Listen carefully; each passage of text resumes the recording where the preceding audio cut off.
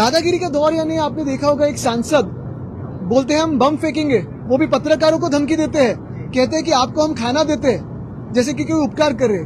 कोई एक्शन हुई? रमेश म्हात्रे, सरकार ही उनका बचाव कर रही है। डॉक्टर्स पे हाथ उठाया, जिन डॉक्टर्स ने कोविड के समय पे खुद की जान की परवाह न करते हुए हम सभी की जान बचा रहे थे, उन्हीं पे आज उन्होंने हाथ उठाया। हॉस्पिटल में उनको छुपाया गया। वैसे ही महाड़ की आज जो घटना है, क्यों करे कोई काम? यही बात है कि ये दादागिरी क्या, ये चिंदी चोर है, सिर्फ आवाज करना जानते हैं बस। उनकी धमकी विपक्ष को नहीं थी, उनकी धमकी हर उस व्यक्ति से थी जो इस राज्य में हो या देश में हो, सवाल उठाने के, सवाल पूछने के, जो भ्रष्टाचार है उस पर सवाल पूछने की हिम्मत करती है, उनके खिलाफ वो धमकी थी।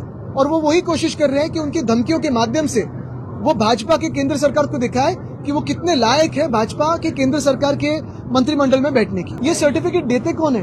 उनको क्यों नहीं आप अरेस्ट करते हो? दोनों चीज है ना। तो जो नकली सर्टिफिकेट लाता है उस पर भी कार्रवाई हो, जो नकली सर्टिफिकेट देता है उस पर भी कार्रवाई हो। पंकज प्रभात लोढ़ा जी इन्होंने कहा है भारत कृषि प्रधान देश नहीं है, तो वो सिर्फ स्टार्टअप्स के कारण ही भारत की अर्थव्यवस्था जो है वो आगे बढ़ रही है। बिल्कुल, और यही लोढ़ा साहब स्टार्टअप्स में जाए, बिल्डिंग का व्यवसाय छोड़ दे और स्टार्टअप्स में जाए। कृषि प्रधान देश या जो भी इतिहास के वो पन्ने पढ़ते आए अभी तक, मुझे लगता है कि लोढ़ा जी बात एक करते हैं और उनके जो परिवार में बिजनेस है वो दूसरी बात करते रहते हैं। जैसे उन्होंने नाम बदलने की कोशिश की एक हॉस्पिटल की, कहते हैं कि भारतीय नाम दिया जाए।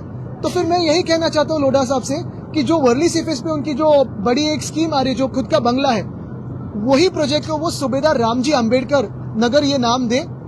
मैं उनका स्वागत तो करूंगा, उनका सत्कार भी करूंगा। ये बयान आ रहा है कि आपको लगता है ये कई सारे जो किसान हैं उनका अपमान हो सकता है? बिल्कुल, क्योंकि यही भाजपा है जो किसानों को अर्बन नक्सल कहती है, यही भाजपा है जो किसानों को माओवादी कहती है, यही भाजपा है जो विद्यार्थियों को दहशतवादी कहती है। तो भारत और भारतीय जनता पार्टी, इसमें बहुत बड़ा अंतर है, अभी हम जानने लगे हैं कि ये ऑपरेशन टाइगर, ऑपरेशन तुतारी नहीं है। ये सारे ऑपरेशन देवेंद्र फडणवीस है। और डिलिमिटेशन करके उनको तो दो चीजें करनी है, यहाँ तो मुख्यमंत्री बदलने हैं, लेकिन डिलिमिटेशन करके वहाँ केंद्र सरकार में महामानव डॉक्टर बाबा साहब अम्बेडकर ने जो हमें अधिकार दिए वो छीनने आपसे। मेरी सिर्फ दो राय है यूसीसी पे।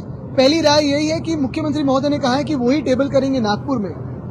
मैं सिर्फ इतना पूछना चाहता हूँ कि क्या वो अश्योर्ड है कि वो ही टेबल करने वाले हैं कि कोई दूसरा आके टेबल करने वाला है? और दूसरी बात ये है जो मैंने कल कहा कि आपने देखा होगा राम मंदिर पे जो सवाल उठाए गए, राम मंदिर का जो भ्रष्टाचार है, राम मंदिर की दान पेटी से चोरी हुई है, उज्जैन की भूमि में चोरी हुई है, अभी बद्रीनाथ की दान पेटी से चोरी जो है वो भी आगे आ रही है। कल हमारे एक विधायक ने तुलजापुर मंदिर का विषय उठाया है। तो ये सारे इशू से डिस्ट्रैक्ट करने के लिए कोई दूसरा इशू ले रहे।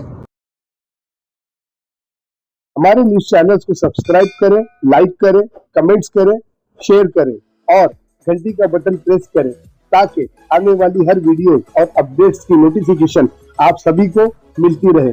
जय हिंद, जय महाराष्ट्र।